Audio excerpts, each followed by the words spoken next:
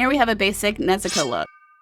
Don't panic, you're not here for some basic beauty look. So let's get into the demon form. First, quick breakdown on the beauty look. Use the Collective Cosmetics eyeshadows, Aphrodite's Kiss, along with a darker pink eyeshadow. Collective Cosmetics, Morning Star, then the shade Expose. Some liquid liner, white eyeliner on the waterline to widen the eyes, put on a base, and add some lashes. That's done. Now for the fun part. For the vines, use 2 different size petal brushes, and the Skin Illustrator Harishi palette. Use Nihon Red for the main parts of the vine, stamping the brush for the leaf shape.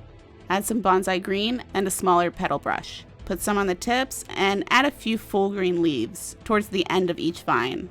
For the horn, shape some foil into a basic shape, wrap it with some white foam clay, and give it a day or so to dry.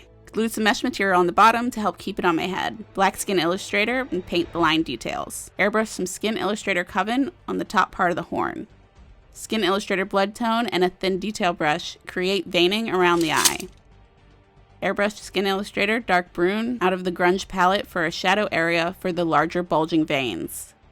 Apply the highlight with the sand color. Use Pros-Aid to adhere the horn. Mixed up some smooth-on skin-tight silicone to build up around the horn. You can use cotton and latex or Bondo for this step too.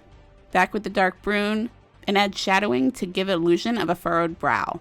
Add some highlights and shadow for more dimension for the skin around the horn. Paint a little more branching on the thicker veining. Put some of the thin red veining around the horn and get suited up. The Nezuko lenses are from Oh My Kitty For You, and the link for the costume will also be listed below. Thanks for hanging out.